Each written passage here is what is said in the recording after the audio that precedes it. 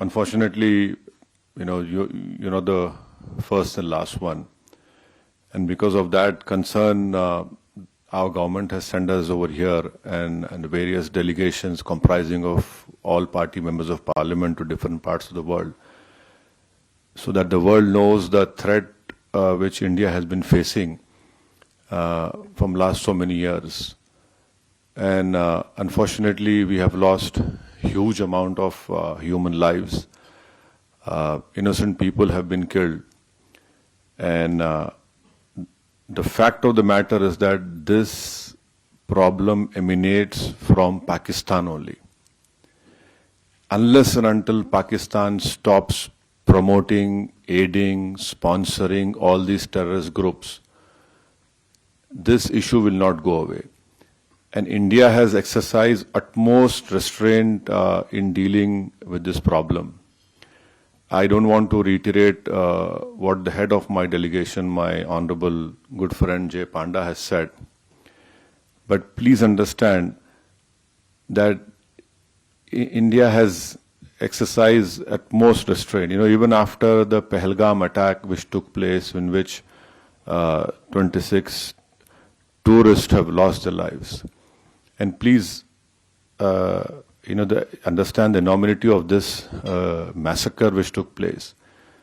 A girl which got married 6 days ago, on the 7th day she becomes a widow. A girl which got married 2 months ago, she becomes a widow. India has all the wherewithal, and inshallah we have all the means to ensure the safety of not only the Indians, but anyone who lives in India. Because if you see on the 9th or 10th of May, when Pakistan unleashed whatever it had, no amount of damage happened in the mainland India. Yes, in the Poonch area, we know what has happened. But the air defense system, what has been said by the government in the media is that all our technology, all our warfare was able to stop whatever was thrown from a failed state like Pakistan. You're absolutely right, a bomb blast took place in Rameshwaram. Those culprits have been caught. And let me also remind you that the 26/11 incident which took place in Mumbai, Ajmal Kasab was caught. Ajmal Kasab was given all the due process of the law, wherein Ajmal Kasab went through all the legal process of our country, and ultimately the court gave him the punishment. Even after that, the Indian investigators gave all the evidences which was required to the Pakistani government. They had given proofs, audio recordings. And can you believe at that time when this 26/11 incident took place, the Pakistan foreign minister was in India. So this is a state which is not at all connected. It is not at all concerned about the safety and what the message that goes out.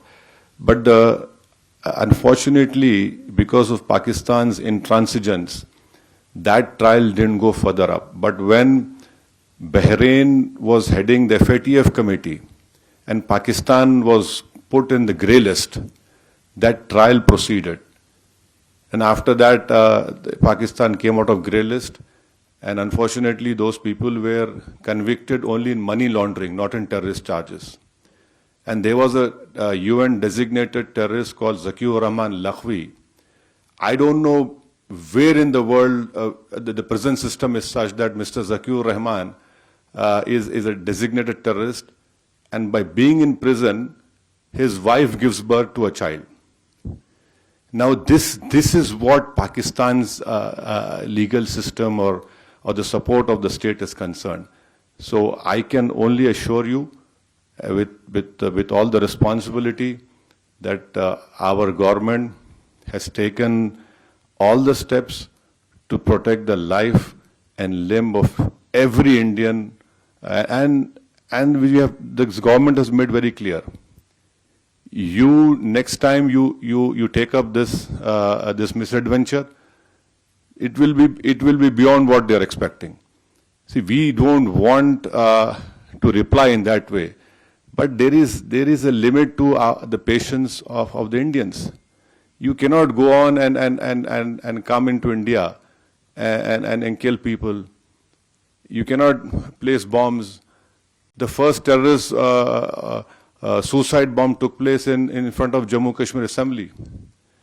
And you had Uri, Pulwama, and last year in July, terrorists had went and shot these Hindu pilgrims who were going that particular bus. 7 people were killed. So now I think there is unanimity in our country, irrespective of whatever political affiliations we belong to.